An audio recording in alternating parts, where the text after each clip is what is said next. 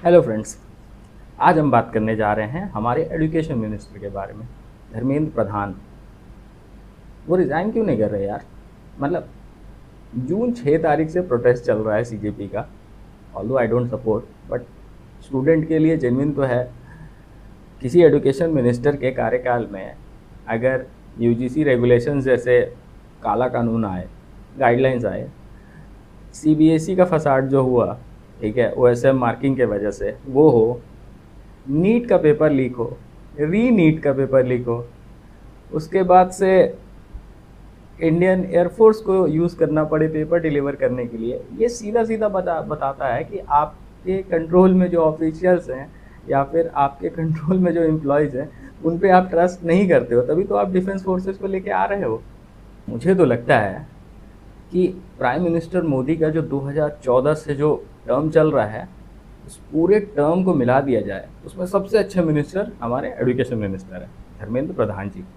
अब कोई पूछेगा क्यों? रीज़न उसका बहुत सिंपल है। पहले तो यूजीसी गाइडलाइंस ला के ऐसा फंसे कि ना वापस ले सकते ना कुछ, लास्ट में सुप्रीम कोर्ट का सहारा लेना पड़ा और सुप्रीम कोर्ट ने अभी स्टे करके रखा है। दूसरी गलती, नीट का पेपर लीक। नीट का पेपर लीक हुआ तो हुआ, रीनीट का भी लीक हुआ। रीनीट का पेपर लीक होने के बाद एजुकेशन मिनिस्टर का ऐसा भरोसा टूटा कि उन्होंने डिफेंस फोर्सेस को रिक्वेस्ट कर दिया कि आप डिलीवर कर दो, हमारे यहाँ जो बंदे हैं हमें उन पर भरोसा नहीं है, हमारे एडमिनिस्ट्रेटिव कंट्रोल में सब बंदे करप्ट ही हैं, कौन फ़ोटो खींच ले, ठीक है, फिर लीक कर दे। लेकिन इसका सबसे बड़ा जो कॉस्ट है किसने पे किया? 20 से ज़्यादा बच्चों ने सुसाइड किया ऑल ओवर इंडिया नीट के प्रेशर के वजह से। हमारी जो सोसाइटी है वहाँ पे फेलियर को अप्रिशिएट नहीं किया जाता, और ख़ास करके फेलियर अगर गवर्नमेंट और एडमिनिस्ट्रेटिव प्रोसीजर के वजह से हो रही है। बार बार नीट, री नीट, एक एक साल की मेहनत लगती है, किसी का 2-2 साल का मेहनत लगता है नीट में अटैम्प्ट देने के लिए, किसी कोई फाइनेंशियली बैंकरप्ट हो जाते हैं बच्चों को पढ़ाने के चक्कर में। वो जो मेंटल प्रेशर बच्चों के ऊपर होता है कि उन्हें किसी भी हालत में सक्सेस पाना है, ठीक है, ये लास्ट में बच्चों ने ही पे किया है जिन्होंने सुसाइड किया है। तो मुझे लगता है एज एन मॉरल अकाउंटेबिलिटी, ठीक है, लेनी चाहिए एजुकेशन मिनिस्टर को और रिज़ाइन करना चाहिए, क्योंकि उन्होंने जिस मोमेंट पे उन्होंने डिफेंस फोर्सेस को रिक्वेस्ट कर दिया ना कि आप पेपर डिलीवर करो, उन्होंने साफ साफ ये दिखा दिया कि हाँ, मेरे कंट्रोल में कुछ भी नहीं है। तो डिमांड जो है रिजिग्नेशन की वो तो जेन्युइन है। और तीसरा जो कि मतलब ये क्यों किया गया मुझे समझ में नहीं आता। सीबीएसई का ओएसएम मार्किंग सिस्टम बिना किसी ट्रायल के, टेस्ट के आपने ऑनलाइन इवैल्यूएशन कर दिया, जहाँ पे जिस बच्चे का अच्छा मार्क्स आ रहा था उसको 0 फेल, ये, और जो बच्चे मतलब पढ़े थे उनको फेल किया जा रहा है, और जो जिसका मार्क्स अच्छा आना चाहिए उसे मार्क्स नहीं आ रहा है, और जिसका मार्क्स किसी तो पेपर ही चेक नहीं हुआ उनको ऐसे ही मार्क्स दे दिया गया। मतलब ये क्या चल क्या रहा है? मतलब सीबीएसई है ना, मजाक है, ठीक है। आप पहले ट्रायल करो, टेस्ट करो, उसके बाद ना, इतने दिन से सही तो चल रहा था, किसी का कंप्लेन नहीं था सीबीएसई पे, इस पे भी कंप्लेन हो गया।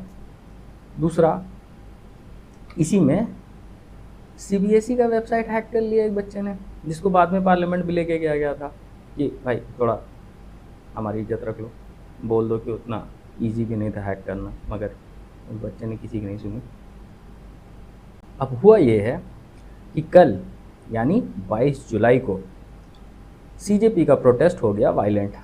इस वायलेंस में पुलिस के ऊपर पत्थर चले हैं, पुलिस को भी मारा गया है, कुछ फ़ोटोज़ हैं जो मैं लगा दूंगा, आप देख लीजिए। उसके बाद पुलिस के ऊपर भी अटैक किया गया है।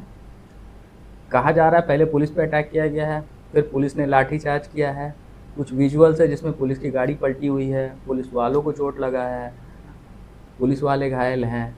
मतलब जो प्रोटेस्ट स्टूडेंट लीड कर रहे थे वो वायलेंट नहीं होना चाहिए था, वो नॉन वायलेंट होना चाहिए था, क्योंकि अगर आप वायलेंस का सहारा लोगे फिर गवर्नमेंट को एक अपर हैंड मिल जाता है कि वो आपको ब्रूटली ऑप्रेस करके आप सारे तरीके से आपको डिसमिस कर दे आपके डिमांड्स को।